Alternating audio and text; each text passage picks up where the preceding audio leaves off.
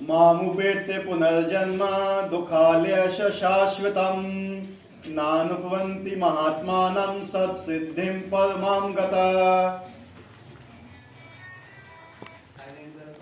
मुझे प्राप्त करके महापुरुष जो भक्ति योगी हैं कभी भी दुखों से पूर्ण इस अनित्य जगत में नहीं लौटते, क्योंकि उन्हें परम सिद्धि प्राप्त हो चुकी होती है। तो सब जन अपना मोबाइल साइलेंट में डाल दीजिए प्लीज।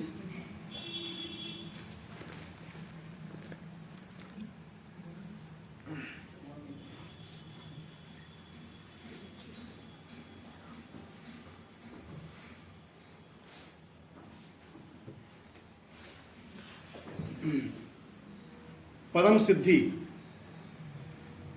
परम सिद्धि किसे बोलते हैं? बाबा रामदेव हैं या जो ये हैं अपने, क्या नाम है इनका, बागेश्वर राम वाले, परम सिद्धि हैं, क्या बोलते हैं परम सिद्धि? जहाँ से भी वापस ना आए दूसरी बार भगवान के पास जाकर। परम सिद्धि मतलब क्या होता है? पूर्ण रूप से भगवान के ध्यान को प्राप्त करना, अपनी इंद्रियों के वश। कुछ इन्हें सब सिद्धि प्राप्त कर ली है और अब वो वापस नहीं आएंगे, क्योंकि पूर्ण रूप में समाहित हो गए भगवान में। भगवान वाले समाहित नहीं होते हैं, लीन नहीं होते हैं भगवान में। भगवान और हम अलग हैं, भगवान अलग हैं, हम भी अलग हैं। तो अब उन्हें जन्म मरण की उससे मुक्ति मिल गई है। तो ये भी 5% है। अच्छा। उन्होंने जो बोला वो 10% है। अच्छा। और कोई आगे बोलना चाहेगा? परम सिद्धि हैं? चलो आगे समझाते हैं। मुझे प्राप्त करके महापुरुष जो भक्ति योगी हैं, क्या बताया? भक्ति योगी। जो भक्ति योगी, भक्ति योगी का मतलब क्या होता है? भक्ति, भक्ति का मीनिंग क्या है? इतने दिनों से पढ़ रहे हो, व्हाट इज भक्ति? भक्ति क्या है? किसी की सेवा में लगे। सेवा में? कौन सी सेवा में? सेवा तो बहुत लोग करते हैं। कैसी सेवा, कौन सी सेवा? अपने मतलब जिसकी सेवा लगे उसको उसके प्रेम में कर रहे हैं, निष्काम भाव से सेवा। एक शब्द बोला था हमने पिछली बार आपको, अहेतुकी आपतिहता। सुनाई नहीं दिया वो, लगता किसी को है? याद भी नहीं होगा, है याद? तन्मय नहीं। पिछली बार प्रसाद में क्या था? है? क्यों याद है? क्योंकि भगवत गीता में रुचि नहीं है ना, इसलिए याद नहीं है। ठीक है, सही बात यही है। मुझे प्राप्त करके महापुरुष जो भक्ति योगी हैं कभी भी दुखों से पूर्ण इस अनित्य जगत में नहीं लौटते, क्योंकि उन्हें परम सिद्धि प्राप्त हो चुकी है। परम सिद्धि अभी नहीं बताते हैं, स्टार्ट करते हैं। ठीक है, चूंकि नश्वर जगत जन्म जरा मृत्यु के क्लेशों से पूर्ण है, अतः जो परम सिद्धि प्राप्त करता है और परम लोक कृष्ण लोक या गोलोक वृंदावन को प्राप्त होता है, वह वहां से कभी वापस नहीं आना चाहता। क्या है? वापस नहीं आना चाहता, वो वहीं रहना चाहता है। ये कुछ परसेंट है परम सिद्धि का, पूर्ण नहीं है ये। ठीक है, मतलब परम धाम प्राप्त करना भी एक हिसाब से सिद्धि है, क्योंकि वहां से वापस लौट के नहीं आता है। एक बार प्रभुपाद जी है ना झांसी में पुस्तक वितरण कर रहे थे, इस्कॉन बनने से पूर्व। झांसी में उन्होंने अपना एक संघ खोला हुआ था, किसको मालूम है? मालूम है ना? तो वो पुस्तक वितरण कर रहे थे, उसमें एक बुक थी अन्य लोगों की सुगम यात्रा, वो डिस्ट्रीब्यूट कर रहे थे। तो एक व्यक्ति बैठा हुआ था कि उनने प्रभुपाद जी से पूछा कि ये पुस्तक पढ़ के क्या होगा? उनने कहा कि इस पुस्तक को पढ़ के इसके नियम पे चल के आप भगवत धाम जा सकते हो। तो पता वो क्या पूछा कि वहां से वापस झांसी आ सकते हैं लौट के।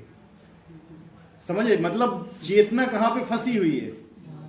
झांसी में फंसी हुई है। तो हमारी चेतना भी ऐसे यहां फंसी हुई है, क्योंकि हम जाना ही नहीं चाहते हैं। कितने लोग यहाँ बाइक चलाना जानते हैं? हाथ खड़ा करो। अगर 30 की स्पीड से बाइक चला रहे हो तो यहाँ वहां देख सकते हो हैं? 40 की में, 80 की में, 100 की में, 120 की में, बिल्कुल भी नहीं। 160 की में। समझे मैं क्या कहना चाहता हूं? नहीं समझे मैं? मतलब 100 की स्पीड में चलना है। अगर आपने ये निर्णय कर लिया कि मुझे इसी जन्म में भगवत धाम पहुंचना है,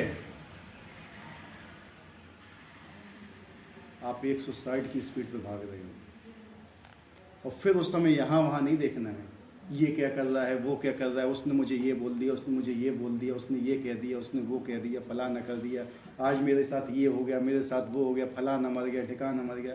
कुछ नहीं। समझ रहे बात को? नहीं समझे? ये होना चाहिए कि आपकी इंटेंसिटी कितनी है भक्ति के प्रति, आपकी भक्ति कितनी स्पीड से भाग रही है। जाओगे तो 100%, इसमें तो कोई डाउट नहीं है। एक होता है डंडे खा के जाता है, एक अपनी खुशी से जाता है। 30 की स्पीड में जाएगा वो भी पहुंचेगा, लेकिन कब पहुंचेगा कोई निश्चित नहीं है उसका, कब तक पहुंचेगा कब तक नहीं पहुंचेगा। लेकिन जो 160 की स्पीड पे जा रहा है उसका दिमाग कहीं यहां वहां नहीं रहता, उसका दिमाग कहां रहता है? केवल भगवान की भक्ति में स्थिर रहता है, इसके अलावा कहीं भी नहीं रहता है। इस परम लोक में वेदों को अव्यक्त अक्षर तथा परमा गति कहा गया। दूसरे शब्दों में ये लोक हमारी भौतिक दृष्टि से परे है और अवर्णीय है, किंतु ये चरम लक्ष्य है जहां महात्माओं का गंतव्य है। किसका गंतव्य? कौन जाते हैं वहां पे? महात्मा।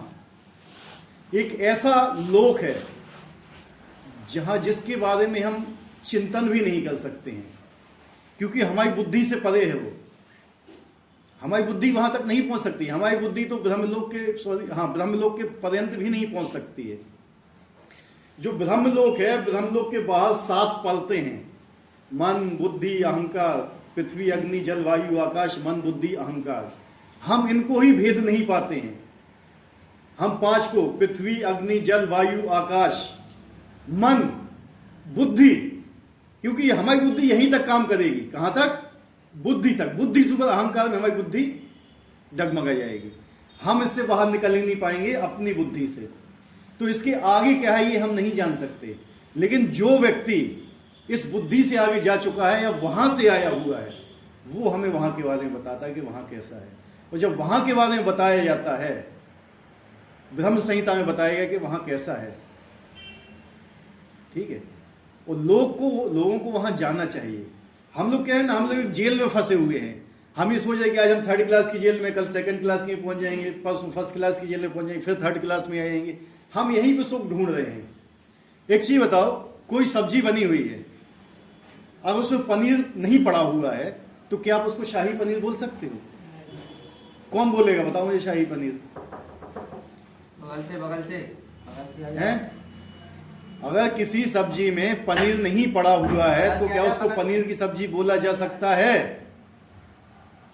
हाँ या नहीं? हैं? सब कोई मानते हो? हैं? और जब इस जगत में जिसने बनाया है ये जगत, किसने बनाया है ये जगत? भगवान ने। भगवान बोल रहे हैं भगवद गीता के में, इस जगत में सुख है ही नहीं, और फिर भी हम क्या बोलते हैं? इस जगत में सुख है। तो हमारी क्या स्थिति है सोचिए आप। भगवान ने जब ये जगत बनाया हुआ है, जगन्नाथ, भगवान जगन्नाथ ने जब ये जगत बनाया हुआ है, उन्होंने एक ही शब्द बोला है, दुख आलयम अशाश्वतम। ये दुख का आलय है, वो अशाश्वत है, ये नष्ट होगा। जिस दिन आप जन्म लेते हो एक चीज तो आपकी निश्चित हो जाती है। क्या निश्चित हो जाती है? निश्चित हो जाती है, वो तो होना ही है, कुछ हो या ना हो। ये जगत भी ऐसा ही है। एक बार यहां पे आ गए तो आप चाहे अमर हो जाओ यहां पे रखे, लेकिन जिस समय ये लोक नष्ट हो उस समय आप भी नष्ट होगे। आपकी मृत्यु निश्चित है यहां पे आके। इसलिए इसको क्या बोला गया? दुख का आलय। यहां पे कुछ दुख है, कष्ट है, लेकिन फिर भी हम यहां क्या सोचते हैं? सुख है। हमने सुख की क्या परिभाषा बताई थी आपको? रोज आपको सुबह सुबह 10 डंडे पड़ते हो, एक दिन 5 पड़ जाए तो क्या लगेगा? अरे आज तो 5 से बच गए तो आज बड़ा अच्छा लग रहा है कि नहीं? लेकिन डंडे पड़े ही हैं, ठीक है। एक कुत्ता होता है ना जो सूखी हड्डी लेके चबाता रहता है, देखा होगा आप लोगों ने। हड्डी में कुछ भी मांस नहीं रहता है, लेकिन क्या है ना, वो हड्डी का जो नोक होते हैं ना, उससे उसकी गाल कटते हैं, उससे खून निकलता है, वो उसको बड़ा टेस्टी लगता है, तो उसको हड्डी में स्वाद लगता है। इसी प्रकार से हम यहाँ पे कष्ट भोगते हैं ना, तो हमें उसमें भी स्वाद लगता है, लेकिन वास्तव में हम कष्ट भोग रहे हैं। आप लोगों को सुख लग रहा होगा, यहाँ पे बहुत सुख है, हैं? क्योंकि वास्तविक सुख का आनंद है ही नहीं। वास्तविक सुख का आनंद तब आता है जब आप भजन करोगे, कुछ क्या भजन सेवा करना चाहोगे भगवान की। जब तक भगवान की सेवा में नहीं आओगे, आप सुख प्राप्त नहीं कर पाओगे।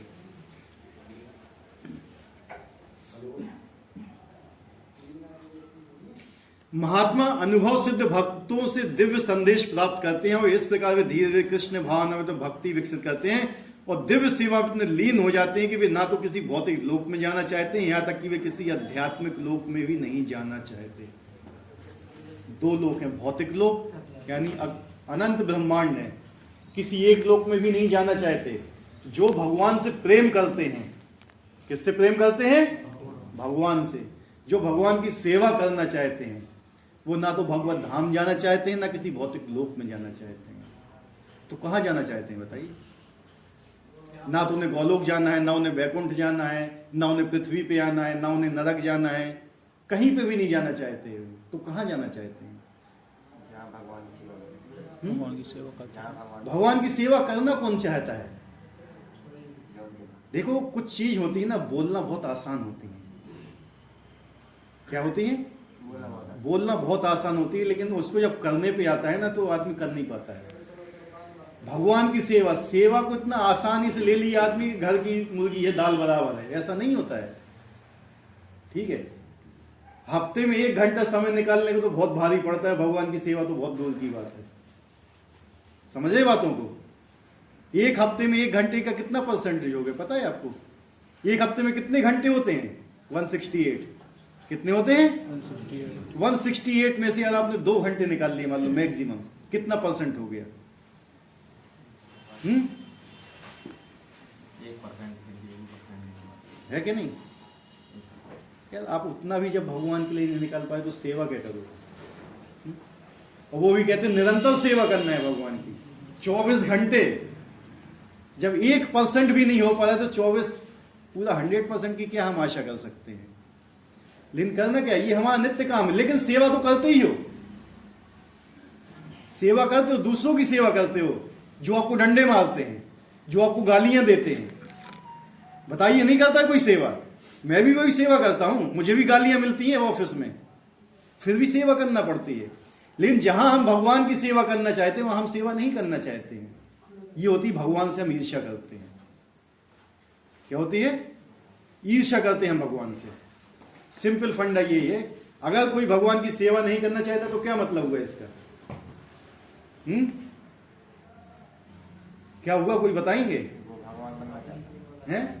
भगवान की सेवा नहीं करना चाहता है तो खुद भगवान बनना चाहता है या खुद किसी और की सेवा करना चाहता है। वास्तव में सब लोग माया की ही सेवा में लगे हुए हैं। देखो अपने अंदर झांक के, और लोगों को देखो। आप लोग तो उनसे बहुत काफी बेहतर हैं जो इस कमरे के बाहर हैं लोग, बहुत ज्यादा, बहुत आगे की स्थिति में है। ऐसे लोगों को देखिए जो भगवान का नाम तक नहीं ले पाते, जिनके कान में भगवान का नाम तक नहीं पहुंचता है। इतनी सुविधा मिली है कि आपको भगवान का नाम मिल रहा है यहां सुनने के लिए। तो ये चीज जानिए कि जो भगवान का शुद्ध भक्त होता है, जो महात्मा होता है, नाम के आगे महात्मा टाइटल लगा देने से कोई महात्मा नहीं हो जाता है। महान आत्माएं वो भगवान के आध्यात्मिक लोक में भी नहीं जाना चाहती, भौतिक लोक में भी नहीं जाना चाहती। तो कहां जाना चाहती हैं? जहां भगवान निवास करते हैं, जहां भगवान रहते हैं। और भगवान यहाँ रहेंगे तो भगवान के साथ रहना चाहती हैं। जब भगवान को वनवास हो रहा था तो सीता मैया को भगवान ने बोला था कि आप यहीं रहिए। कहां रहिए? महलों में रहिए। सीता मैया क्यों नहीं रही थी? हैं? तो तो उनके साथ कहाँ गई थी वो? जिनने कभी जमीन पे पैर नहीं रखा था, मखमल पे चली थी, वो कांटों पे चलना उनने स्वीकार किया था भगवान के लिए। भगवान ये देखना चाहते कि मेरे भक्त मेरे लिए कितना कष्ट सहते हैं,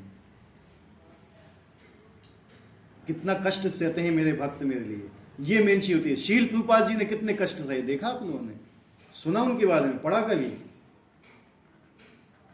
यही चीज है कि हम लोग शास्त्रों का अध्ययन नहीं करते हैं। जब हम शास्त्रों का अध्ययन नहीं करते हैं, एक ही चीज में नहीं लगते थे, तो हमारा दिमाग यहाँ वहां भागता है। कहाँ भागता है? मुझे ये चीज नहीं मिल रही, मुझे वो चीज नहीं मिल रही, मुझे फलाना नहीं है, मेरे पास ठिकाना नहीं है। क्यों? क्योंकि हमारा मन एक जगह स्थिर नहीं है। हमारी स्पीड कितनी नहीं है, हम 10 या 20 की स्पीड पे चल रहे हैं, इससे ज्यादा हमारी स्पीड है ही नहीं। इस स्पीड से अब क्या मान लोगे कि हम कहाँ पहुंच पाएंगे? वे केवल कृष्ण का सामीप्य चाहते हैं। सामीप्य मतलब क्या होता है? समीप रहना, भगवान के समीप रहना चाहते हैं बस। उसके अलावा उनकी कोई भी इच्छा नहीं होती।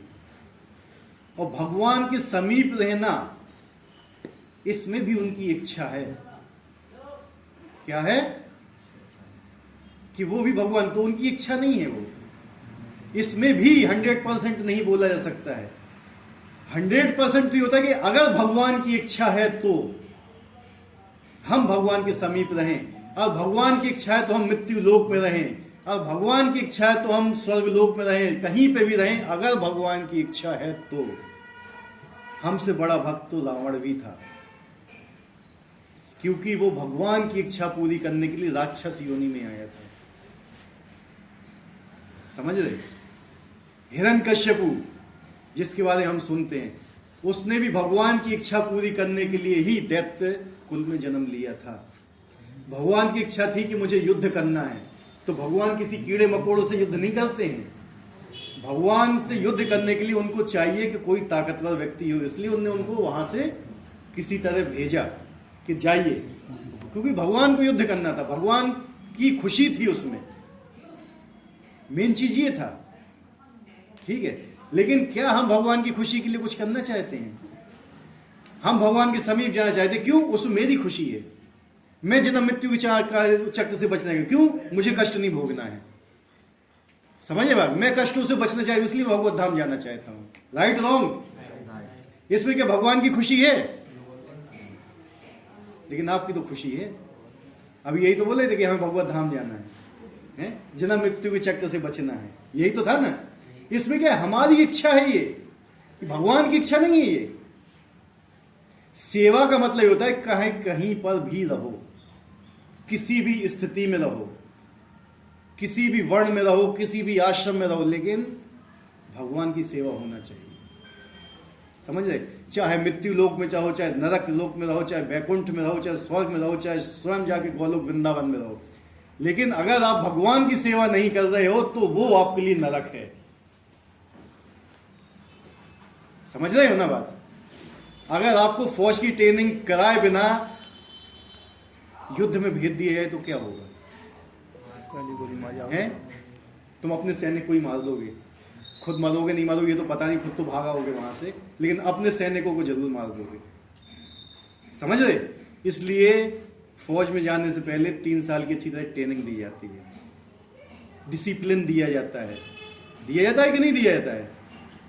इसलिए वहां जाने के लिए यहां भी ट्रेनिंग दी जाती है कि वहां आपको कैसे रहना है। ठीक है? अगर आप गोलोक वृंदावन अभी पहुंच दिए है तो वहां से लात मार के सीधा भगा दिया जाएगा कि आप लोगों की यहां जरूरत नहीं है अभी, क्योंकि हमारी वो स्थिति है ही नहीं अभी। ठीक है? ये इसीलिए हम बताएं कि परम सिद्धि क्या है। परम सिद्धि कि भगवान की इच्छा के अनुसार हमें अपना काम करना है। आप कहोगे कि हाँ भगवान की इच्छा कैसे मालूम होगी? भगवान की इच्छा इसमें है, और इसको और सरल रूप से बता रहे हैं शील प्रभुपाद जी, जो पूरी गुरु परंपरा से आया हुआ है कि भगवान की क्या इच्छा है। ठीक है? तो ये चीज हमें ध्यान में रखना चाहिए कि परम सिद्धि क्या है। आप बताइए आप लोग।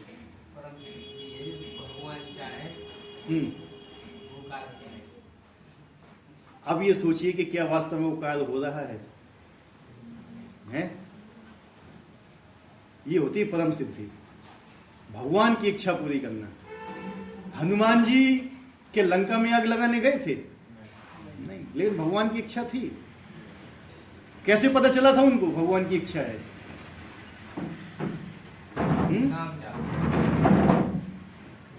वहां पे त्रिजटा थी। त्रिजटा को कौन कौन जानता है?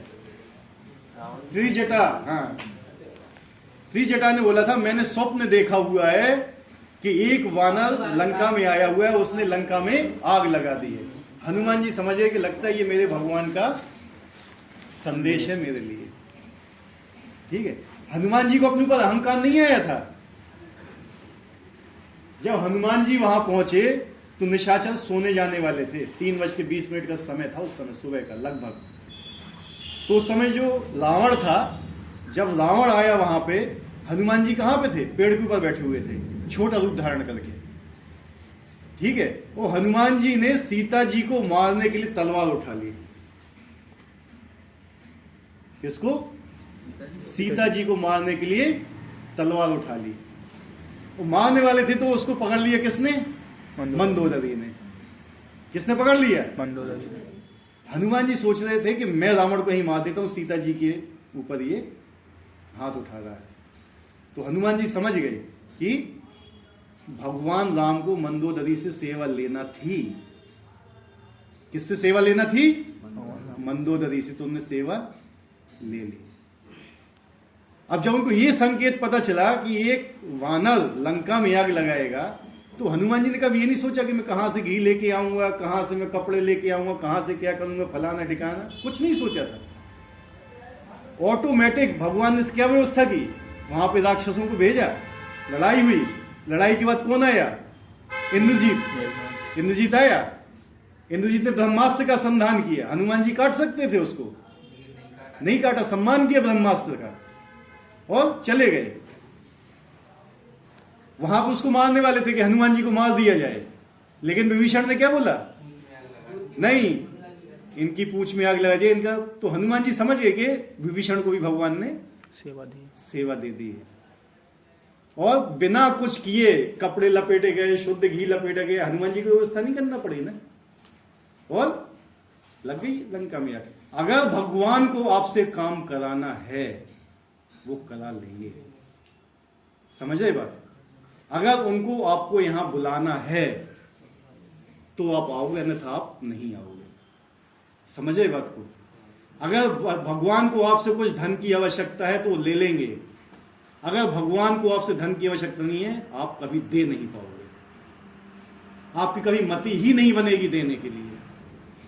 ठीक है, कुछ भी सेवा हो, कोई सी भी किसी भी प्रकार की सेवा हो, अगर भगवान चाहते कि आपसे लेना है तो आपसे लेंगे, नहीं तो नहीं दे पाओगे। आप जितना भी ट्राई कर लेना, आप वो सेवा नहीं कर पाओगे। तो ये हनुमान जी ने अपने चरित्र से बताया हुआ था। ठीक है, ये जीवन की सबसे बड़ी सिद्धि। इस श्लोक में भगवान कृष्ण के सगुणवादी भक्तों की विशेष रूप से उल्लेख हुआ है। ये भक्त कृष्ण भावनामृत में जीवन की परम सिद्धि प्राप्त करके, दूसरे शब्दों में सर्वोच्च आत्माएं हैं। सबसे उच्च कोटि की आत्माएं वो हैं जो भगवान की इच्छा के अनुसार काम करते हैं। और भगवान ने भगवत गीता के 18वें अध्याय के 69वें श्लोक में क्या बोला हुआ है? निकालो जरा, जो मेरे संदेश को 18वां अध्याय श्लोक संख्या 69।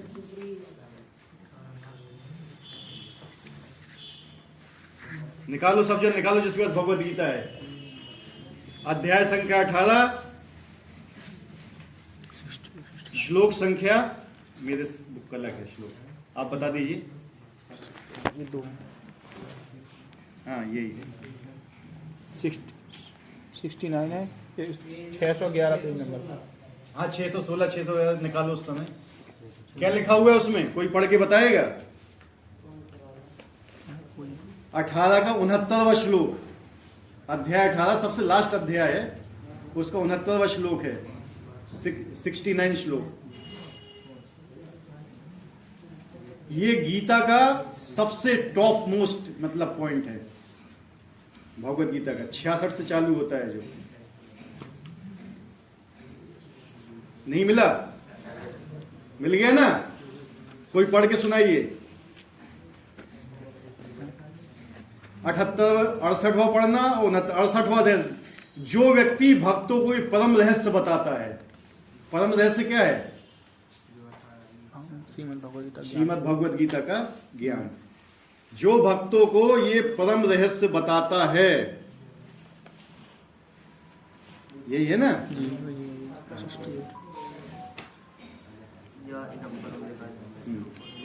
वह शुद्ध भक्ति को प्राप्त करेगा और अंत में मेरे पास वापस आएगा। किसको प्राप्त करेगा? शुद्ध भक्ति को। कौन प्राप्त करेगा? जो भगवत गीता का रहस्य किसी दूसरे को बताएगा। उसके बाद भगवान क्या बोलते? इस संसार में उसकी अपेक्षा कोई अन्य सेवक ना तो मुझे अधिक प्रिय है ना कभी होगा। अगर आप भगवान का प्रिय बनना चाहते हो, जो ये भगवान की इच्छा, तो क्या करना पड़ेगा आपको? श्रीमद् भगवद गीता दूसरों को बतानी पड़ेगी। है? क्या करना पड़ेगा? सारा चीज पेपर आउट है। यहाँ पे पेपर आउट कर दिए, फिर क्वेश्चन पूछा जा रहा है। श्रीमद् भगवद गीता रहस्य दूसरों को बताना पड़ेगा। जो श्रीमद् भगवद गीता का रहस्य है, जो व्यक्ति किसी दूसरे को बताता है, चाहे उसे जितने भी कष्ट उठाने पड़े, अगर वो किसी दूसरे को बताता है तो वो भगवान का सबसे प्रिय है। उससे ज्यादा प्रिय ना तो कोई था, ना कोई है, ना कोई रहेगा। ठीक है? ये भगवान के आदेश हैं। ठीक है? तो इसमें से कितने लोग हैं जो किसी दूसरे को बताते हैं भगवद गीता का? मुझे एक चीज बिल्कुल 100% बताना, ईमानदारी से, दिल पे हाथ रख के। यहां से जाने का कौन भगवद गीता खोलता है? क्योंकि आप सत्संग में बैठे हुए हो तो गलत हाथ मत उठाना।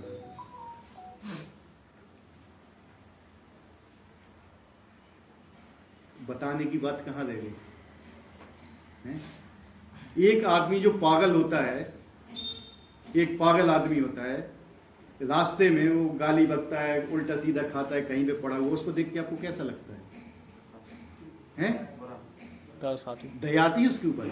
नहीं आती। लेकिन क्या उसको अपने ऊपर दया आती है? क्यों नहीं आती है? उसको पता ही नहीं है कि हम क्या गलत कर रहे हैं, सही कर रहे हैं। समझो मैं क्या बोलना चाहता हूं? क्या बोलना चाहता हूं? कोई बता सकता है?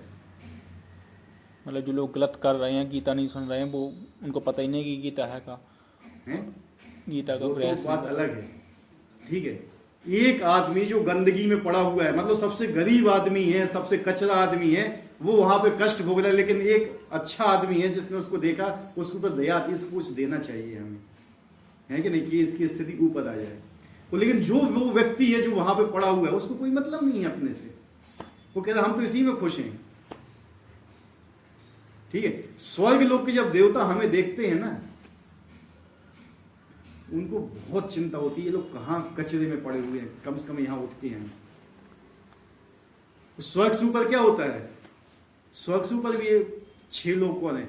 जब उसके ऊपर स्वर्ग लोक, महल लोक, ठीक है, सब है। जब उनके नीचे देखते हैं तो कहते स्वर्ग लोक वाले भी इतनी बुरी स्थिति में। जब ब्रह्मा जी वहां से देखते, ब्रह्मा जी और ब्रह्म लोक में रहने वाले, यानी जो तप लोक है, सत्य लोक में वहां रहने वाले जो लोग जब नीचे देखते हैं ना, तो उनका केवल एक ही कष्ट होता है, वो हमारे लिए शोक करते हैं। क्या करते हैं? शोक। शोक मतलब क्या है? कि ये लोग यहाँ कष्ट भोग रहे हैं और इनको मनुष्य जीवन मिला हुआ है, वो भी निश्चित अवधि है, फिर भी ये भगवान की शरण में नहीं आना चाहते। ये उनका शोक होता है, इसलिए वो दुख पाते हैं वहां पे। ब्रह्मा जी भी, ब्रह्म लोक में रहने वाले लोग, ब्रह्मा जी के लोक में जो पहुंच चुके हैं, वो ये सोचते हैं कि मनुष्य देखिए, इनको इतनी अच्छी सुविधा प्राप्त हुई है, फिर भी ये भगवान का नाम नहीं लेना चाहते हैं। वो हमारे लिए शोक करते हैं, लेकिन हम अपने लिए शोक नहीं करते हैं। हमें क्या है? उनकी कट ऑफ कितनी गई थी? ठीक है? यही है ना, कल का क्या हुआ फलाएंगे। हम केवल 4 चीजें फंसे हुए हैं: आहार, निद्रा, भय और मैथुन। हमें शरीर के ऊपर गर्व होता है जो रोज मल त्याग करता है। ये शरीर कितना गंदा शरीर, जैसे 6 छिद्र हैं और 6 से मल ही निकलता है, कुछ और नहीं निकलता है। कुछ और निकलता है उससे? केवल गंदगी ही बाहर निकलती है शरीर से, वो शरीर के ऊपर हम गर्व करते हैं। इस शरीर के लिए हम कितनों का नुकसान करते हैं, इस शरीर के लिए हम कितने से द्वेष करते हैं, इस शरीर के लिए ही हम बहुत लोगों का अपराध करते हैं, और इसी शरीर के कारण ही हमें नरक की योनि ही प्राप्त होती है। और यही शरीर वो है जिसके द्वारा हम भगवत धाम भी जा सकते हैं। अब ये है कि हम जाना चाहते हैं कि नहीं, किस स्पीड में हम जा रहे हैं। अगर आप 160 की स्पीड में जाओगे तो कहीं यहाँ वहाँ नहीं देखोगे, कहीं नहीं बोलोगे आज इसने मुझसे ये बोल दिया, आज इसने मुझसे वो बोल दिया, आज मुझे ये नहीं मिला, आज मुझे वो नहीं मिला, फलाने। ये वो लोग बोलते हैं जिनकी भगवत भक्ति में रुचि है ही नहीं। इसलिए जो भगवत भक्ति में स्थित हो जाता है, ना तो उसे सुख का होता है, ना कभी दुख होता है, ना सुख होता है, वो केवल एक समान रहता है, ना सर्दी, ना गर्मी, ना आग, ना ये कुछ भी नहीं। उसे केवल एक ही रहती है कि मैं भगवान को किस तरीके से प्रसन्न करूं। केवल एक ही चीज है उसकी कि मैं किस तरीके से भगवान को प्रसन्न करूं, बस दैट्स ऑल। ठीक है, ये होती है वो स्थिति परम सिद्धि। यहां पे तो ये कोई चीज हमें दिखती ही नहीं है। माला जाप सब लोग करते हैं ना? कितनी माला जाप हो रही है अभी? 16। ठीक है, करिए। नहीं हो रही है तो बढ़ाइए, आगे बढ़ाइए, करिए उसको। तो क्या है परम सिद्धि? भगवान की इच्छा क्या है? पुस्तक वितरण करो तन में।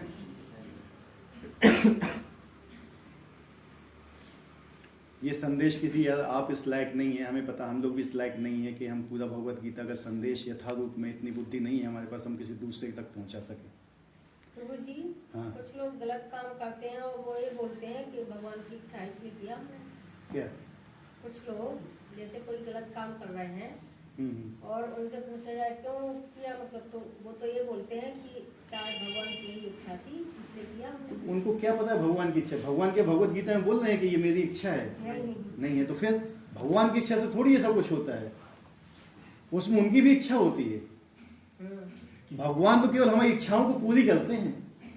ठीक है, भगवान की इच्छा उन्होंने भगवत गीता में बोल दिए हैं श्लोक कि मेरी ये इच्छा है, आप करिए आप। लेकिन फिर भी हम नहीं करना चाहते। ये एक ऐसी पुस्तक है जिसको लोग अपने घरों में भी नहीं ले जाना चाहते हैं। ठीक है, घरों में भी नहीं रखना चाहते हैं, ये स्थिति है। और हिंदू धर्म की स्थिति तो और भी बदतर है। सबसे ज्यादा बदतर हमारे धर्म की स्थिति है कि हम भगवत गीता को नहीं पढ़ना चाहते हैं। हम उन लोगों के ऊपर कमेंट करना चाहते हैं जो अपनी पूरी कुरान पढ़ चुके हैं, जो पूरी हदीस पढ़ चुके हैं, जिनको पूरा पता है कि अंदर क्या लिखा हुआ है। हम उनके ऊपर उंगली उठाते हैं, लेकिन अपनी भगवत गीता हम नहीं पढ़ना चाहते हैं। हम क्रिश्चियंस के ऊपर उठाते हैं उंगली, वो भी अपनी हर बार भगवत बाइबल पढ़ते हैं। ठीक है, लेकिन हम क्यों नहीं पढ़ते हैं? क्या हमने अपने अंदर झांक के देखा है कि हमने भगवत गीता पढ़ी हुई है? अभी यहां पे आगे लोगों को यह पता नहीं होगा कि भगवत गीता और भागवत में क्या अंतर है। क्या अंतर है भगवत गीता और भागवत में? क्या है अंतर? क्या है बताइए मुझे। अंतर ये है कि अगर आप 3 साल से आ रहे हैं। नहीं उस तरीके से देखूं तो ये ग्रेजुएट है, वो पोस्ट ग्रेजुएट है। मतलब शुरू में बता रहा हूँ मैं, इसमें लीला है और इसमें भगवान के वचन है। नहीं वो मैं एग्जांपल दे रहा था कि ग्रेजुएट। बताइए भगवत गीता और श्रीमद् भागवत में क्या अंतर है? हमने इनसे पूछा हुआ है इसलिए। वो लीला प्रभु जी ने बताया था, मैं टेक्स्ट में देख रहा था, उन्होंने बताया था कि बताया था, ये बताया 3 साल से, तो हम भी तुम्हें बता रहे हैं। ठीक है, क्या अंतर है भगवत गीता और भागवत में? भगवत गीता भगवान के द्वारा बोली हुई है। किसके द्वारा? भगवान के द्वारा बोली हुई है। कोई भी ऐसा शास्त्र नहीं है जो भगवान ने बोला है भगवत गीता के अलावा। भगवत गीता में जितने श्लोक भगवान बोले, केवल एक ऐसी पुस्तक है, ये ऐसा ग्रंथ है जो भगवान की वाणी है। और श्रीमद् भागवत है जो भगवान के बारे में बोला गया है उनके भक्तों के द्वारा, उनके भक्तों के अनुभव हैं वो। ठीक है, श्रीमद् भागवत उसमें भगवान की लीलाएं हैं। ठीक है, तो ये अंतर है भगवत गीता और भागवत में। आप लोग भगवत गीता की क्लास पढ़ने आते हो, किसी दूसरे से कहो कि हम भगवत गीता की क्लास पढ़ने, उनने यार आपसे पूछ दिया कि भगवत गीता और भागवत में क्या अंतर है, अगर आप नहीं बता पाए तो क्या होगा, वो कहेंगे क्या पढ़ने जाते हो तुम लोग। तो फांस रहेगा। ठीक है, तो भगवत गीता भगवान के द्वारा बोली गई है और ये अर्जुन और भगवान श्री कृष्ण का संवाद है। किसका संवाद है? और श्रीमद् भागवत बोली गई है भगवान के भक्तों के द्वारा, भगवान के बारे में, जिसमें भगवान के जन्म है, जिसमें भगवान के कर्म है, भगवान के अवतार हैं, भगवान की लीलाएं हैं। और वो संवाद है श्रील सुखदेव गोस्वामी और परीक्षित महाराज का संवाद है। ठीक है, दो चीजें हैं बस, ये दोनों अलग अलग हैं। और श्रीमद् भगवत गीता ये पर्सनल इंटरव्यू है। भगवान के इंटरव्यू होता है ना, इंटरव्यू में किसके बारे में? अपने बारे में बताया जाता है। क्या कभी इंटरव्यू जाओ तो अपने बारे में पूछता है तो अपने परिवार के बारे में नहीं बताते हो ना, नहीं ना, अपने बारे में बताते हो। तो ये भगवान का पर्सनल इंटरव्यू है और वो पूरे भगवान के बारे में, सब चीज के बारे में बताया गया है। नेक्स्ट श्लोक है 16वां। आब्रह्मभुवनलोका पुनरावर्तनो अर्जुना मामुपेतेनु कौन्तेया पुनर्जन्म विद्यते। इस जगत में सर्वोच्च लोक से रहकर निम्नतर सारे लोक दुखों के घर हैं। हमने क्या बताया था अभी? क्या बता रही है भगवत गीता? ब्रह्म लोक से लेके, कहां से? ब्रह्मलोक से, ब्रह्मा जी के लोक से लेके पाताल तक जितने भी 14 लोक है ये दुखों के घर हैं। यहां सुख नाम मात्र का भी नहीं है। यहां जन्म तथा मरण का चक्कर लगा रहता है, किंतु हे कुंती पुत्र, जो मेरे धाम को प्राप्त कर लेता है वो कभी जन्म नहीं लेता। क्या समझ में आया? सारे 14 लोगों में जन्म मृत्यु का चक्कर है भगवान के पास। 14 लोक मतलब 14 मंजिली एक बिल्डिंग है ये, जिसके अंदर हम कैद हैं। क्या है? कैद हैं। इसके अंदर अंधेरा ही अंधेरा है, लेकिन एक सूरज दे दिया भगवान ने प्रकाश के लिए। और इसके बाहर ब्रह्म ज्योति है, वो ज्वाला ही है। जितने भी ब्रह्मांड हैं सब क्या है? अंधेरे में है। रोशनी के लिए भगवान ने एक सूरज दे दिया हमें कि पूरे अंदर इसको प्रकाशमान करो इन लोगों को जरा। ठीक है, और इसके बाहर क्या है? पूरा ब्रह्म ज्योति। उसके ऊपर वैकुंठ धाम, उसके ऊपर साकेत धाम, उसके ऊपर द्वारका धाम, उसके ऊपर मथुरा धाम, उसके बाद फिर गोलोक वृंदावन। ठीक है, ये पूरा। और हम कहाँ फंसे हुए हैं? अभी बिल्कुल सेंटर में, भूलोक में। कहाँ है? तो ये है बीच में है अभी हम। और यही एक स्थिति है जिससे हम इसको भेद के बाहर जा सकते हैं। ठीक है, तो ये जितने भी 14 लोक हैं ये क्या हैं? दुखों के घर हैं। मतलब ये ऐसी सब्जी जिसमें पनीर नहीं पड़ा हुआ है, फिर हम इसको क्या बोल रहे हैं? हैं? यही है कि नहीं है? Right wrong? हम इसमें सुख खोज रहे हैं, यही हमारी गलती है। कोई भी सवाल लगाया जाता है उसमें पहला यही साइन गलत कर दिया जाता है। पहला ये स्टेप तो आंसर क्या निकलेगा? गलत नहीं मिलेगा। हमने पहला ही इसको सुख मान लिया है तो, और इसी में अपना कैरियर बनाने की सोचते हैं। जेल में पड़े हुए हो, एक आदमी जेल में पड़ा हुआ है तो सबसे पहले क्या सोचता है कि हम जेल से तो निकले कम से कम। लेकिन भाई हम ये सोचते हैं चलो यार वो एसी वाला जेल मिल जाए तो अच्छा है कि नहीं? निकलना नहीं सोचेंगे यहां से। समस्त योगियों को, चाहे वो कर्म योगी हो, ध्यान देना ये चीज, ज्ञान योगी हो या हठ योगी, अंततः भक्ति और कृष्ण भाव में भक्ति की सिद्धि प्राप्त करनी होती है। यानी चाहे वो कर्म योग में लगा हो, चाहे ज्ञान योग में, चाहे हठ योग में, किसी भी चीज में अगर वो भगवान की भक्ति नहीं करता है तो भगवत धाम नहीं पहुंच सकता, भगवान के धाम नहीं पहुंच सकता। सिंपल फंडा है, पहली लाइन में बता दिया। कोई कहते हैं हठ योगी, इसके बाद इतनी सिद्धियां, उसके बाद फलाना सिद्धियां, वो ये कर रहा है, उसने इतनी लंबी जटाएं रखी हुई हैं, उसने इतने दिन से खाना नहीं खाया, उतने दिन से उल्टा लटका हुआ है, फलाना ढिकाना, ये सब क्या है? ध्यान आकर्षण करने के लिए इन लोगों का। क्या करने के लिए? इच्छा क्या है? लोगों का ध्यान हमारी तरफ आकर्षित हो, हमें लोग सम्मान दें, हमें लोग धन दें। क्यों? हमारी तपस्या को देखकर, हमारी सिद्धियों को देखकर। क्या इसमें भगवान की सेवा करने का लेश मात्र भी दिखता है? खुद की सेवा का देखता। बताइए, एक आदमी 10 साल से उल्टा लटका हुआ है, तो क्या भगवान को प्रसन्न करने के लिए लटका हुआ है? या किसी ने अपनी जटाएं बढ़ा के 32 फुट कर ली हैं, तो क्या भगवान की प्रसन्नता के लिए की है उसने? या भगवान की क्या सेवा कर रहा है? वो कुछ सेवा कर रहा है? या किसी ने अष्ट सिद्धियां प्राप्त कर ली हैं, 9 निधि प्राप्त कर ली हैं, क्या वो भगवान की सेवा में लगा हुआ है? वो लोग इनके पीछे भागते हैं। वो ध्यान आकर्षित कर रहे हैं ना। है क्योंकि उनका है ही, वो ध्यान आकर्षित करना चाहते हैं लोगों का, क्योंकि उनकी इच्छा है ये। ठीक है, तो अंततः वो भी भगवत धाम नहीं जाने वाले, वो भी यहीं पड़े रहेंगे। जो कृष्ण भावनामृत में आ गया, उसने ये सारे काम कर लिए पहले ऑलरेडी, हर चीज से निपट चुका है वो, समझ रहे? और जो ये 14 लोक है ना, इसमें ऊपर जाता रहता है, नीचे आता रहता है, फिर ऊपर जाएगा, फिर नीचे आएगा, यही एक चक्कर चलता रहता है जन्म मृत्यु का। कभी आप ब्रह्मा बनोगे, कभी इंद्र बनोगे, कभी देवता बनोगे, कभी चींटी बनोगे, कभी सुअर बनोगे, कभी कुत्ते बनोगे, कभी मकड़ी बनोगे, छिपकली बनोगे, कभी मनुष्य बनोगे। लेकिन इससे बाहर नहीं जा पाओगे जब तक इस रास्ते पे नहीं आओगे। इस रास्ते पे तो आना ही पड़ेगा, चाहे आ जाओ या 1000 जन्म के बाद आओ।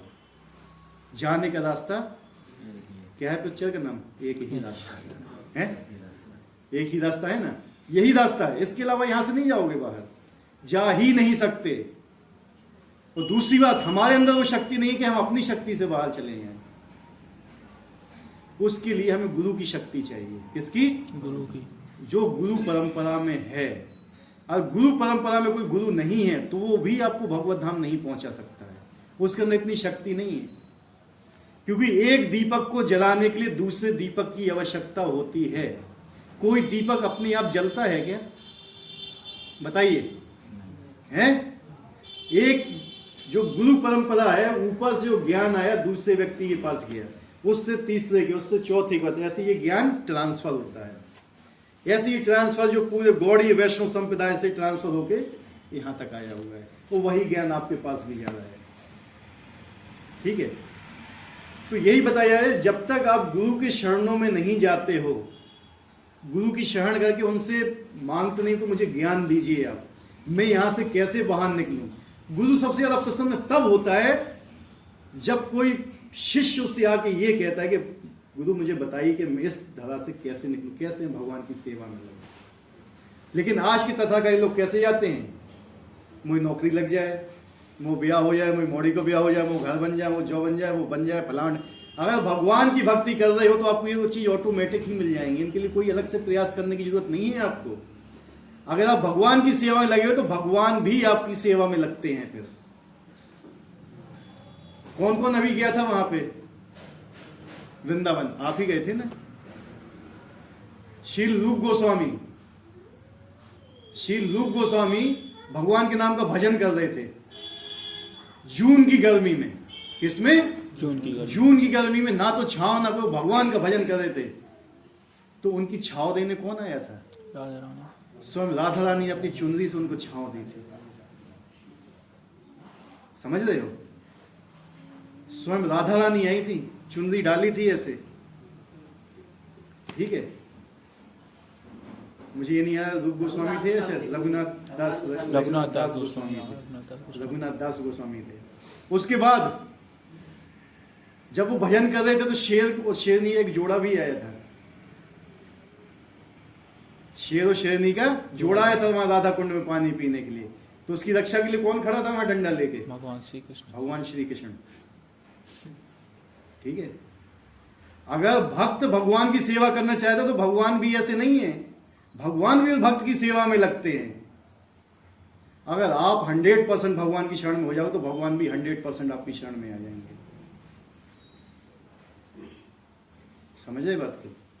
भगवान कहते हैं जिस तरीके से तुम मेरे पास आते हो उसी तरीके से मैं भी तुम्हारे पास आता हूं। लेकिन जब हम ही नहीं जाना चाहते तो वो क्यों आएंगे? जब हमारी इच्छा नहीं है भगवान के पास जाने के लिए तो भगवान की क्या इच्छा हुई बताइए? हमारी जिज्ञासा होना चाहिए ना कुछ।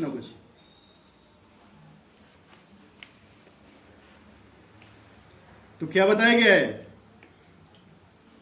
कि जो सर्वोच्च भौतिक लोक में देवलोक को प्राप्त होता है उनका पुनर्जन्म होता रहता है। ब्रह्म लोक तक जाने के बाद भी पुनर्जन्म होता है। देवताओं का भी पुनर्जन्म होता है।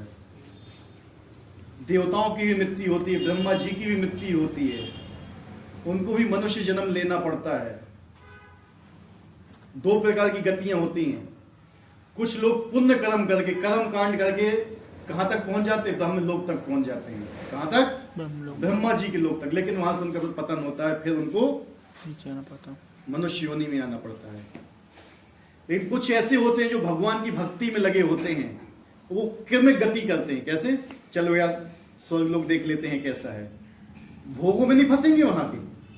क्या? वो स्वर्ग लोग जाके भी भक्ति करेंगे, वो महल लोग जाके भी भक्ति करेंगे। ठीक है? जितने भी लोग हैं ऊपर के साथ, सब में जाके भक्ति करेंगे, फिर ब्रह्मा जी के लोक में पहुंचेंगे, वहां से भगवत धाम चले जाएंगे। जो भगवान की भक्ति में लगा हुआ, जिसने भगवान को अपना अल्टीमेट माना हुआ है, अन्यथा कोई वहां नहीं पहुंच पाता है ऐसे। इसलिए भगवान यहां पे सीधा बता रहे हैं कि ये सारे जो 14 लोक हैं ये दुखों के घर हैं, और यहाँ पे जन्म मृत्यु का चक्कर लगा रहता है। और हमारे भी करोड़ों बार जन्म हो चुका है, करोड़ों बार मृत्यु हो चुकी है। जब तक हम माता के गर्भ में रहते हैं, हमें अपने पिछले 100 जन्म याद रहते हैं, अगर हम पुण्य आत्मा हैं तो। ठीक है? 100 जन्म याद। जैसे ही गर्भ से बाहर आए सब भूल जाते हैं। वहां पे हम भगवान से प्रार्थना करते हैं कि भगवान हमें यहाँ से बाहर निकाले, हम आपकी सेवा करेंगे, ये करेंगे, वो करेंगे, फलाना करेंगे, ढिकाना करेंगे। लेकिन जब बाहर आए, सबसे बड़ी चीज ये दुखों का है। जब भी कोई बच्चा पैदा होता है वो सबसे पहले रोता है। कोई हंसता हुआ पैदा हुआ, क्योंकि उसे मालूम है कि ये दुखों का घर है। रोता है वो कि मैं कहां फंस गया। नहीं होता तो डॉक्टर मारता है उसको, है रुलाता तो है ना, उसको कष्ट मिलता है तो रोता है। रो। और यहाँ पे हम रो ही रहे हैं। अभी भी रो रहे हो? नहीं रो रहे हो तो हमें बता दो। हैं? कोई ऐसा व्यक्ति जो नहीं रो रहा है? हम भी रो रहे हैं, सब लोग रो रहे हैं यार। हैं? नहीं, सब रो रहे हैं, सबके सब। वो पता नहीं कब तक रोते रहना है। ये खुशी तब आएगी जब हम भगवत धाम जाएंगे। सुबह सुबह सबको ये हम मंगल आती कहते ना, संसार दावा नल लील लोका क्राण कारण घना घनत्वम तापस्य कल्याण गुणानवस्य वंदे गुरु किसी चरणान विघ्नम। क्या मतलब इसका पता है? संसार दावा नल, अग्नि लगी हुई है पूरे संसार में, और मैं इसमें जल रहा हूं। गुरु से प्रार्थना कर रहे हैं कि मुझे अपनी शरण में ले लो, मुझे बचाओ यहां से। क्या आप वास्तव में गुरु की शरण में जाना चाहते हो? गुरु को प्रणाम करना, ये सब चीज गुरु की शरण नहीं होती है। लोग कहते हैं हमने गुरु को प्रणाम कर लिया, उसके सामने 2-4 मीठे शब्द बोल दिए, वो सब समझता है। ठीक है? जिसको बोलते हैं मस्का मानना। क्या बोलते हैं? बहुत लोग ऐसे होते हैं, मस्का मानने वाले होते हैं। गुरु के सामने 4-6 अच्छी बातें क्या बोल दी, गुरु खुश हो गए। नहीं, जो वास्तविक गुरु होता है वो खुश नहीं होता इन सब चीज से। गुरु तब खुश होता है जब उनका शिष्य उनके गुरु को प्रसन्न करने के लिए कोई काम करता है। जैसे अगर मैं अपने गुरु को प्रसन्न करना चाहूं, मेरे गुरु कौन है? परम पूज्य शील गोपाल कृष्ण गोस्वामी महाराज। अगर मैं उनको प्रसन्न करना चाहता हूं तो जो प्रभुपाद जी ने बोला हुआ मुझे वो करना पड़ेगा। क्या? जो प्रभुपाद जी की इच्छा थी, क्योंकि वो भी प्रभुपाद जी की इच्छा पूरी करना चाहते थे। और जब हम प्रभुपाद जी की इच्छा पूरी करने में लगेंगे तो वो ऑटोमेटिक खुश हो जाएंगे कि ये मेरे गुरु महाराज के इच्छा पूरी करने में लगा हुआ है। तो समझ रहे गुरु की इच्छा कैसे पूरी की जाती है? ये है उसका सबसे बड़ा। ठीक है? जब आप गुरु की इच्छा पूरी करते हो तो गुरु प्रसन्न होता है। क्या होता है? जब उसके गुरु प्रसन्न होता है उसके गुरु की इच्छा के अनुसार, तो उसका गुरु भी प्रसन्न। ऐसे धीरे धीरे पूरी सीरीज बन के पूरी गुरु परंपरा प्रसन्न होती है। जब गुरु परंपरा प्रसन्न होती है तो उसमें भगवान आते हैं। गुरु परंपरा सबसे ऊपर तो वो भी प्रसन्न होते हैं। और जब वो प्रसन्न होते हैं तो फिर आपको खींच लेते हैं। नहीं तो अपनी शक्ति से तो नहीं जाने वाले। अपनी शक्ति से हम इतने सालों से नाक रगड़ रहे हैं, यहाँ पे नहीं रगड़ रहे हैं, बताइए, नहीं पहुंच पाए। और जितने हठ योगी हैं, जितने ये कर्म योगी हैं, ज्ञान योगी हैं, अष्टांग योगी, सब यहीं पड़े हुए हैं और सब वापस आते हैं लौट के। क्यों? जब तक कोई भगवत धाम नहीं पहुंचा वो वापस आएगा ही। इसलिए भगवान यह बोलते जो मेरे धाम पहुंच जाता है वो कभी फिर जन्म नहीं लेता है। यहां पे जन्म लेने का मतलब क्या हुआ? जन्म तो वहां लेता है वो आध्यात्मिक लोक में जाके, लेकिन उसका शरीर 5 चीजों से नहीं बना होता, उसका शरीर आध्यात्मिक होता है। फिर वहां पे उसकी ना तो मृत्यु है, ना बुढ़ापा है, ना बीमारी है, कुछ भी नहीं है। वहां पे केवल आनंद है, केवल खुशी, दुख का लेश मात्र भी नहीं है, और यहां पे सुख का लेश मात्र भी नहीं है।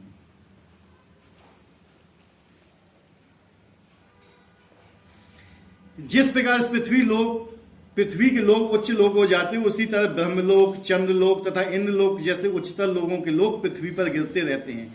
छांदोग्य उपनिषद में जैसे पंचाग्नि विद्या का विधान है, जिससे मनुष्य ब्रह्मलोक को प्राप्त कर सकता है, किंतु यदि ब्रह्मलोक में कृष्ण भावनामृत का अनुशीलन नहीं करता तो उसे पृथ्वी पर फिर से लौटना पड़ता है। और ब्रह्मलोक भी पहुंच गया अपनी तपस्या से, तो भी उसे पृथ्वी पर आना पड़ेगा लौट के। सारे पुण्य नष्ट हो जाएंगे उसके। क्षीणे पुण्य मर्त्यलोकम विशंति। करोड़पति आदमी है, कहीं भी घूमने जाता है, किसी होटल में रहता है, जब तक रहता है जब तक उसके पास पैसे हैं। जिस दिन उसके पैसे खत्म हुए उसको वहां से चेकआउट, खत्म खेल। ठीक है, जब तक पुण्य है। और यहां पे हमें अपना यही पता नहीं कि हमारा एग्जिट कब है यहां से। पता है किसी को हमारा एग्जिट आउट कब है यहां से? नहीं मालूम, किसी को कंफर्म नहीं। कभी भी हम ऐसे निकल सकते हैं, किसी भी समय। जिस समय हमारे पूरे हुए मनुष्य जीवन की सांसें खत्म खेल यहां से, फिर कब मिलेगा नहीं मिलेगा। कम से कम इतना तो करिए कि दूसरा जन्म मनुष्य का मिल सके। कम से कम इतना कीजिए, मिनिमम, कि हमें अगेन चांस मिल सके कृष्ण भावनामृत का प्रयास करने के लिए। हम कहते स्वर्ग भी ना पहुंचो, कम से कम नीचे तो मत जाओ। लेकिन आजकल हम नीचे जाने के चक्कर में ज्यादा पड़े हुए हैं। हम अधो लोगों को जाने, हमारी आदतें ऐसी हैं, हमारे काम ऐसे हैं कि हम नरक लोगों को जाने के लिए बढ़ रहे हैं। ऊंचे लोगों को नहीं जाना चाहते कि हम ऊंचे लोगों को जाएं। लोग जानते ही नहीं है। लोग तो कहते हैं किसने देखा मरने के बाद कहां होता है। ठीक है, ये जानवरों की बुद्धि। जानवर को नहीं मालूम होता है कि मरने के बाद कहां जाना है, मनुष्य को मालूम है। और जो ऐसा बोलता है उसने शास्त्र कभी छुए ही नहीं, कभी नहीं मानते हैं वो कि कोई शास्त्र है भी कोई चीज। जो उच्चतर लोगों में कृष्ण भावनामृत प्रगति करते हुए क्रमशः और ऊपर जाते रहते हैं और प्रलय के समय में नित्य परम धाम में भेज दी जाती। प्रलय, आप अगर अमर भी हो गए तो प्रलय के समय आपको नष्ट होना ही पड़ेगा। प्रलय होती है जब शेषनाग जी के मुख से अग्नि निकलती है और सारे लोगों को जला देती है। ये ब्रह्मा जी के हर दिन में एक बार होती है। ब्रह्मा जी के हर दिन में एक बार। और जब ब्रह्मा जी की मृत्यु होती है तो फिर सब कुछ नष्ट हो जाता है। सब कुछ। जल, जो पृथ्वी होती है जल में कन्वर्ट हो जाती है। किसमें? जल किस में कन्वर्ट होता है? अग्नि में। अग्नि किस में कन्वर्ट होती है? वायु में। और वायु किस में कन्वर्ट होता है? आकाश में। सब कुछ लुप्त हो जाता है। फिर वो किस में जाता है? अहंकार। तो ये ऐसी चीजें, प्रक्रिया चलती है। सब कुछ लुप्त हो जाता है, हम भी नष्ट हो जाते हैं। केवल क्या बचती है? आत्मा, सोल हमारी, जो कभी नष्ट नहीं होती है। और वही हमारा प्रॉपर स्वरूप है। उसी स्वरूप में हमें भगवान की सेवा करना है। हम इस शरीर को अपना मानते हैं, शरीर हमारा नहीं है। एक दिन ये भी हमें छोड़ देगा। जिसके लिए हमने कितना पाउडर लगाया, कितना बेल क्रीम लगाई है, कितना सेंट लगाया है, वही एक दिन हमें धोखा दे देगा। और हम उसी को चाहते हैं। है बात सही कि नहीं है? श्रीधर स्वामी ने अपने भगवद गीता भाष्य में यह श्लोक उद्धृत किया है। जब इस भौतिक ब्रह्मांड का प्रलय होता है तो ब्रह्मा तथा कृष्ण भाव निरंतर प्रवृत्त उनके भक्त अपनी इच्छा से आध्यात्मिक ब्रह्मांड को तथा विशिष्ट वैकुंठ लोगों को भेज दिए जाते हैं। मतलब जो कृष्ण भावनामृत में लगा हुआ है, जो भगवान कृष्ण की भक्ति कर रहा है, वो आध्यात्मिक लोकों में भेज दिए जाते हैं। मतलब वैकुंठ लोकों में भेज दिए जाते हैं लोग। भगवान की भक्ति करना है। अब चाहे तुम यहाँ रह के कर लो, चाहे पाताल में रह के कर लो, या ब्रह्मलोक में रह के कर लो, चाहे दिन में करो, चाहे रात में करो, चाहे स्त्री शरीर में करो, चाहे पुरुष शरीर में, चाहे ब्राह्मण, क्षत्रिय, वैश्य, शूद्र, ब्रह्मचारी, गृहस्थ, वानप्रस्थ, सन्यासी, किसी भी रूप में करो, आपको करना क्या है? भगवान की भक्ति। बोले एक ही चीज है, भगवान की भक्ति करना है। चाहे कहीं पे भी रहो, किसी भी स्थिति में रहो, चाहे घर में रहो, चाहे बाहर रहो, चाहे ऊपर रहो, चाहे नीचे रहो। हिरण्यकश्यप ने क्या वरदान मांगा था? चाहे जहाँ पे रहूँ, रात में, दिन में, ऊपर नीचे, मैं कहीं ना मरूं। उसको ये बोलना चाहिए था, चाहे मैं जहाँ पे रहूँ मुझे आपकी भक्ति मिलती रहे। मरता ही नहीं पैसा। है कि नहीं? तो भगवान प्रसन्न होते, कम से कम ऐसे हिरण्यकश्यप बनो। तो उसने तो वरदान मांगा किसके लिए? मरने के लिए। अपने लिए, अपने लिए कि मैं अमर हो जाऊं। कितने साल तपस्या की? उसके जैसी तपस्या ना तो आज तक कोई कर सका, न कभी कर पाएगा, जितनी हिरण्यकश्यप ने तपस्या की थी। 36,000 वर्षों तक, 36 दिव्य वर्षों तक पैर के नाखून के ऊपर खड़ा होके, सिर ऊपर करके, दोनों हाथों को ऊपर करते हुए तपस्या की थी उसने। कितने देर खड़े हो पाओगे पैर के नाखून पर? 1 मिनट। हम तो अपने आप को भगवान समझ लेते, उतने ही में। हिरण्यकश्यप भी अपने आप को भगवान नहीं समझता था। अब भगवान समझता ना तो तपस्या नहीं करता वो। ठीक है, ब्रह्मा जी की। हिरण्यकश्यप ने ब्रह्मा जी को छोड़ के सबको अपने वश में कर लिया था, सबको अपना नौकर गुलाम बना लिया था, लेकिन फिर भी मरना पड़ा था उसको। सेम रावण ने काल को अपने बंदी बना लिया था, अपने दरबार में काल उसको सलूट मारता था।